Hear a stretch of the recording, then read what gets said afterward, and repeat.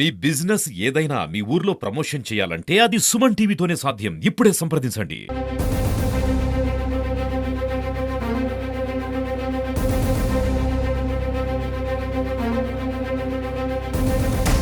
ప్రస్తుతం మనం భువనగిరి బస్టాండ్ లో ఉన్నాం. ప్రతిరోజు ఇక్కడ నుంచి 30,000 నుండి 40,000 మంది ప్రయాణికులు ఇక్కడ నుంచి ఇతర ప్రాంతాలకు ప్రయాణిస్తుంటారు. కానీ ఈ ప్రయాణికుల రద్దీని ఒకవైపు, మరోవైపు మహిళల ఉచిత ప్రయాణాన్ని అదును చేసుకుని దొంగలు రెచ్చిపోతూ ఉన్నారు. గత 3 నెలల నుండి 30 దొంగతనాలు జరిగాయి. ఫిర్యాదులు కూడా పోలీసులు అందుకున్నారు. మరికొంతమంది ప్రయాణికులు వాళ్ళ విలువైన వస్తువులు పోగొట్టుకున్నా కానీ వాటిని మళ్ళీ ఫిర్యాదు చేసి మళ్ళీ వస్తాయో రావో అనే అపనమ్మకంతో, సమయం వృధా అనే ఉద్దేశంతో వాళ్ళు కొంతమంది ఫిర్యాదు చేయకుండానే వెళ్ళిపోతున్నారు. అంతేకాకుండా విలువైన వస్తువులు అంటే పర్సులు, సెల్ ఫోన్లే కాదు, ఏకంగా బైకులు కూడా మాయం చేస్తున్న పరిస్థితి. ప్రతి నెల ఈ బస్ స్టాండ్ లో 10 లక్షలకు పైగా అద్దెలు వస్తుంటాయి. కనీసం ఒక్క హోమ్ గార్డ్ లేకపోవడం, ఒక్కటే ఒక సీసీ కెమెరా, అది కూడా పనిచేస్తుందో లేదో కూడా తెలియకపోవడం ఆర్టీసీ అధికారులకు నిర్లక్ష్యం. ఇలాంటి నిర్లక్ష్యాన్ని ఆర్టీసీ అధికారులు వీడి ఆర్టీసీ ప్రయాణికుల భద్రతకు ఖచ్చితంగా వాళ్ళు కఠిన నిర్ణయాలు తీసుకొని భద్రతను పెంచాలని ప్రతి ఒక్కరు కోరుతున్నారు.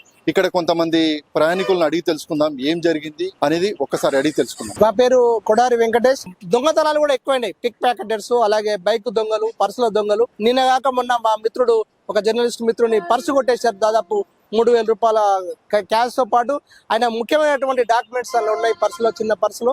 అలాగే ఒక పెద్ద ఆయన మన వలిగొండ మండలం, ఆయన బస్సు ఎక్కినప్పుడు ఆయన ఫోన్ కొట్టేశారు. ఆయన ఫోన్ నుండి ఒక అర్ధగంట సేపట్లే 10,000 రూపాయలు అలా డ్రా చేసుకున్నారు. అంటే దాంట్లో పిన్ నెంబర్ కూడా ఆయన ఏర్పాటు చేసుకున్నటువంటి పిన్ అని ఆయన తెలియక ఏర్పాటు చేసుకుంటే దాంట్లోకి వెళ్ళి వాళ్ళు డ్రా చేసుకున్నారు. ఇవి 2 కూడా ఫిర్యాదులు ఉన్నాయి అక్కడ.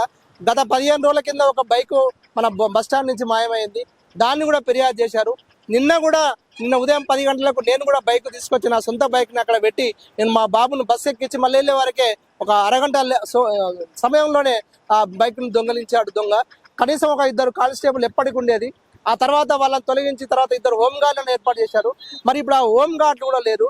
ఒకే ఒక్క కంట్రోలర్ తోటి ఇంత పెద్ద బస్ స్టాండ్ మెయింటైన్ కావడం చాలా కష్టంగా ఉంది. పేరు కళ్యాణి, మిర్యాలగూడ నుంచి యాదగిరిగుట్టకి వెళ్తున్నామండి. బస్ లో ఇప్పుడు ఎలక్షన్స్ డ్యూటీ వల్ల బస్ లో రషెస్ ఎక్కువ ఉన్నాయి, ప్లస్ దొంగతనాలు కూడా ఎక్కువ జరుగుతున్నాయి. సో దట్స్ వై పోలీసులు కూడా కొంచెం అలర్ట్ గా ఉండి బస్ స్టాండ్ లో కూడా దొంగలు రాకుండా కొంచెం జాగ్రత్త కొద్దిగా అలర్ట్ చేసుకుంటే కొంచెం మంచి.